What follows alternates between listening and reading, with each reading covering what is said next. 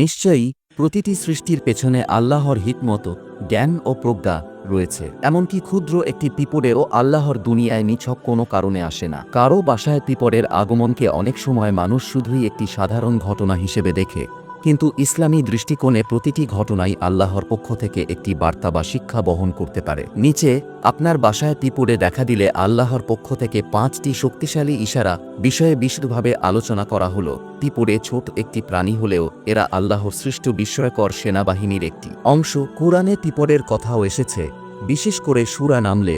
পিঁপড়ের সূরা আল্লাহ তাআলা পিঁপড়ের ভাষা, তাদের সমাজ ব্যবস্থা ও দূরদর্শিতা নিয়ে আলোচনা করেছেন। পিঁপড়ের উপস্থিতি অনেক সময় দুনিয়াবি বা আধ্যাত্মিক কোনো বার্তার ইঙ্গিত দেয়। অনেক বুজুর্গ ও ওলিয়ায়ে কেরাম বলেছেন, হঠাৎ বাসায় পিঁপড়ের সংখ্যা বেড়ে গেলে সেটি আল্লাহর পক্ষ থেকে একটি সতর্ক বার্তা, পরীক্ষা বা দয়া হিসেবে আসতে পারে। এক রিজিকের বার্তা বা পরীক্ষা, ইশারা। পিঁপড়ে সাধারণত খাদ্যের আশেপাশেই ঘোরাফেরা করে। যদি আপনার বাসায় হঠাৎ করে অনেক পিঁপড়ে দেখা যায়, তবে বুঝে নেওয়া যেতে পারে যে রিজিকের ব্যাপারে আপনি উদাসীন হয়ে পড়েছেন। ইসলামী দৃষ্টিকোণ, পিঁপড়ে হল এমন একটি প্রাণী যাকে আল্লাহ রিজিকের সন্ধান দেওয়ার জন্য অত্যন্ত সচল করে তৈরি করেছেন। তারা খাদ্য মজুত করে এবং সমাজবদ্ধভাবে চলে। এটি আমাদের শেখায়, রিজিকের জন্য চেষ্টা করুন, অপচয় করবেন না, বরং আল্লাহর দেয়া রিজিকে কৃতজ্ঞ হন। করণীয়, রিজিকের প্রতি কৃতজ্ঞতা প্রকাশ করা, ঘরের খাবার অপচয় না করা, এই দোয়াটি পড়া। পরিষ্কার পরিচ্ছন্নতার ত্রুটির সতর্কবার্তা, ইশারা। পিঁপড়ে সেই সব স্থানে বেশি আসে যেখানে পরিষ্কার পরিচ্ছন্নতার ঘাটতি রয়েছে। এটি হতে পারে আল্লাহর পক্ষ থেকে ইঙ্গিত যেন আপনি আপনার ঘর ও পরিবেশের যত্ন নেন। ইসলামী শিক্ষা, রাসূল শাহ বলেছেন, পরিষ্কার পরিচ্ছন্নতা ঈমানের অর্ধেক। সহিহ মুসলিম।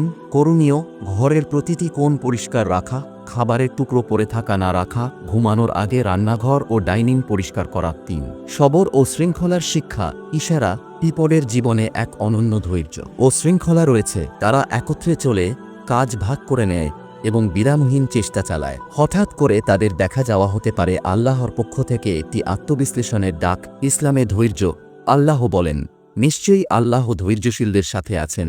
সূরা বাকারা 153। করণীয়, জীবনের সমস্যায় ধৈর্য ধারণ করা, পরিবারের শৃঙ্খলা বজায় রাখা, কষ্টের সময় আল্লাহর উপর ভরসা রাখা। 4 নতুন পরিবর্তনের আগমন বা সংকেত, ইশারা। অনেক সময় পিঁপড়ে আগমন কোনো নতুন ঘটনার পূর্বাভাস দিতে পারে। এটি হতে পারে রিজিক বৃদ্ধির বার্তা, কোনো পরীক্ষা বা বিপদ আসার পূর্ব সূচনা, অথবা বাসার ভিতরে কোনো পরিবর্তনের ইঙ্গিত। কুরআনের দৃষ্টিকোণ, আল্লাহ বলেন, তোমাদেরকে অবশ্যই আমরা পরীক্ষা করব কিছুটা ভয়, ক্ষুধা, সম্পদ ও জীবনের ক্ষয়ক্ষতি দিয়ে। সূরা বাকারা 155। করণীয়, বেশি বেশি তাওবা ও ইস্তিগফার করা, আল্লাহর উপর ভরসা করা, দান ও সাদকা বৃদ্ধি করা। 5 আল্লাহর অস্তিত্ব ও তাঁর কুদরত স্মরণ করানো, ইশারা। একটি ক্ষুদ্র পিঁপড়েও যদি এত বুদ্ধি, সমাজ ব্যবস্থা ও পরিকল্পনা থাকে, তবে তাকে সৃষ্টি যিনি করেছেন তিনি কতই না মহান। পিঁপড়ে আমাদের স্মরণ করিয়ে দেয় সৃষ্টিকর্তা কত বিস্ময়কর। কুরআন, আল্লাহ বলেন, তিনি আকাশ ও পৃথিবীর সবকিছুর স্রষ্টা। সূরা জুমার 22। করণীয়, প্রাকৃতিক দৃশ্য ও প্রাণীদের দেখে আল্লাহর কুদরত অনুভব করা, আল্লাহর প্রশংসা ও জিকিরে মনোনিবেশ করা, বেশি বেশি বলা। অতিরিক্ত গুরুত্বপূর্ণ শিক্ষা, সূরা নামল থেকে শিক্ষা। পিঁপড়ে আল্লাহর এক অনন্য সৃষ্টির নাম। সূরা নামলে আল্লাহ তাআলা বলছেন, একটি পিঁপড়ে তার সম্প্রদায়কে বলল, হে পিঁপড়েরা, তোমরা নিজেদের গৃহে প্রবেশ করো, যাতে সুলাইমান ও তার সেনাবাহিনী অজান্তে তোমাদের পিষ্ট না করে ফেলে। সূরা নামল 18। এই আয়াত থেকে বোঝা যায়, পিঁপড়েও কথা বলে, বোঝে, পরিকল্পনা করে। এটা আল্লাহর কুদরতের পরিচয়। পিঁপড়ে তাড়ানোর ইসলামী দোয়া ও করণীয়। এক দোয়া, অর্থ, হে আল্লাহ, তুমি যেসব সৃষ্টি করেছ তাদের অনিষ্ট থেকে আমি তোমার কাছে আশ্রয় চাই। 2 করণীয়, আয়াতুল কুরসি পড়ে ঘরের 4 কোণে ফুঁ দিন। সূরা বাকারার 107 আয়াত পড়ে পানি ছিটান। খেজুরের গুড় বা চিনি অপচয় না করে ঢেকে রাখা। একটি পিঁপড়ে আমাদেরকে যেমন রিজিক, ধৈর্য, পরিচ্ছন্নতা ও আল্লাহর কুদরত স্মরণ করিয়ে দেয়, তেমনি আমাদের হৃদয়কে নরম করার একটি মাধ্যমও হতে পারে। ইসলাম সবসময় আমাদেরকে সচেতন থাকতে শেখায়।